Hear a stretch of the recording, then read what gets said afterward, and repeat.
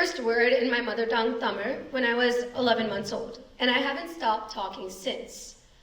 Words have always been my best friends, both spoken and written. Throughout my life, I have been continually aware of the power that they gave me, the power to self-reflect, to advocate for myself, to communicate, and so much more. But most importantly, words gave me the power to define things, and they gave me the power to read and to learn, leaving me hungry for knowledge. When I was little, before I could speak English, and in the space of time when I could speak Tamil but not read, I used to ask my grandfather to read my picture books to me. And once he was done, I'd flip straight back to page 1 and read them back to him, reciting what I could from memory and making up the parts that I could not. Words simply made sense to me, even before I could read them. They built up late-night whispers and playground conversations. They built up everything. I learned English when I was 7, and I threw myself into the task with abandon. I was always a very opinionated person, and up until then, Tamil had sufficed to convey my opinions to others. But starting kindergarten in the United States, I realized I was in a completely new country, in a classroom full of kids whom I couldn't understand and who couldn't understand me. So I learned the language, albeit with many, many stumbles, and my learning journey truly began. Learning English opened up a whole new hunger for knowledge in me. I had 2 languages at my fingertips now, and that meant so many more resources to learn from. Also, in 7-year-old me's head, I'd already learned an entire language. How hard could other things be? 7-year-old me was very, very, very confident. She harbored the belief that she could do whatever she wanted and whatever she set her mind to, if only she put her mind to it, regardless of how difficult or impossible it may seem. After all, I didn't even know what the words difficult or impossible meant a couple months ago. They meant nothing to me. So I threw myself into every single learning opportunity I could find. This does not mean I was good at everything that I did, however. Ballet did not work out, and neither did painting. However, I didn't really care that I wasn't good at these things. I wasn't learning to be good. I was simply learning to learn. I wasn't scared of being wrong or being disliked or doing badly at something because I knew who I was. I was kind, my parents said so. I was caring, my friends said so, and smart and curious and loyal. I was confident in my identity, the one I had crafted after years of seeing my family and the strong women who raised me. I was a feminist in that I believed everyone should have equal opportunity to pursue what they were passionate about. And so much of what I did revolved around the fact that I wanted to reclaim the identities of my ancestors. Women like my grandmothers, married off at 18, never given a choice to be anything other than a wife. I had a choice, and I was determined to do every single thing I possibly could with it. As time went on, however, this identity became tinged by fear. Though I was confident about learning and loved doing it, I didn't stay that way. Why? I was bullied, discreetly, for years, by people that I called my best friends.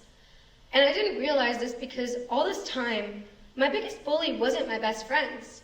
It was myself, because I agreed with them. The first time they said hurtful things about me, I thought, hey, that's not nice, you probably should stop.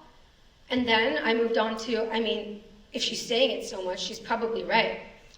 To, yeah, they're right. And finally, you're stupid, Tirtha. You're not good enough. And I'm not sure I ever switched back. Because when you get hurt or are scared of getting hurt, you tend to hurt yourself first. It sounds counterintuitive, but that's what you do. You think, maybe if I hurt myself first, they'll see that I'm hurt and they'll walk away. Maybe if I hurt myself first, I'll fix whatever it is about me that bothers them, and they'll leave me alone. I was so caught up in fixing these parts of myself, trying to find this ideal that shouldn't have even existed in the first place, that I lost sight of who I was. This bullying led me into a cycle of self-hate and fear, and caused me to lose confidence in myself. But more importantly, it caused me to lose confidence in my ability to learn. Words started to fail me because for the first time, I stopped trusting my own and started letting the words of others define me. Arrogant, bossy, opinionated, loud. If these people said these things so much, they must have been true, right? My fear of being wrong, getting yet another bad name from someone I barely knew, overpowered my desire to learn. I stopped enjoying writing. I stopped finding joy in the words that I wrote because I no longer let myself. It took me years to realize that the reason I had a problem with how others perceived me wasn't because of their opinions, though. It was because I wasn't confident in how I perceived myself. These words were going to be said by people anyways. It was how I dealt with them was the problem. I did not take these words as superficial. I didn't see them as what they were. Instead, I let them dig into my skin and tear me apart from the inside. I let them define me because I didn't realize that the only words that truly defined me were my own. I let them turn me from the loud, inquisitive, opinionated girl who always had her hand raised in class to the shell of a girl who second-guessed herself so much that she never did. I was so scared of being defined by my losses that I stopped letting myself win. I stopped trying, and in the process, I became defined by my fear. I wasn't reclaiming the identities of my ancestors. I was just losing mine. There's a quote in the book that I like that goes, no gun, no sword, no king or army will ever be as powerful as a sentence. Swords may cut or kill, but words will stab and stay, digging themselves into our bones to become corpses we carry into the future, all the while digging and failing to tear themselves out of our flesh. I learned that words do stab and stay, but it is our choice what we do with them. We can choose to let them hurt us, or we can choose to use them, grab them head on, and use them as stepping stones to who we want to be. We can choose to let them define us, or we can realize that what they truly are, just words. Because words, they build up everything.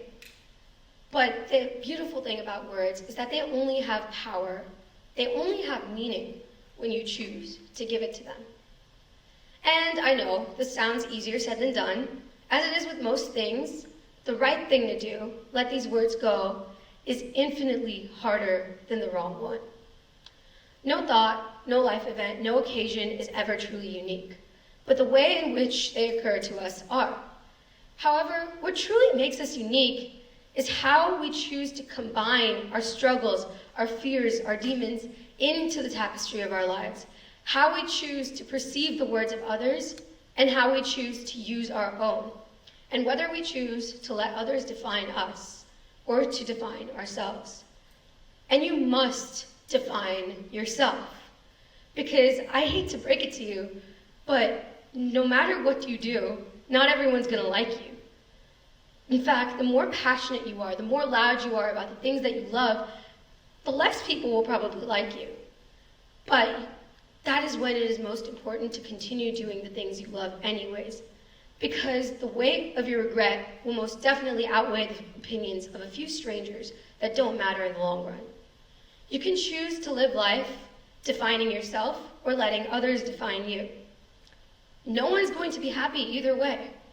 So who do you choose to define? Who do you choose to disappoint? A bunch of strangers that you'll never know? Or yourself? Whatever happens, those that love you will stay by your side. But there's only one option that gives you the opportunity to love yourself.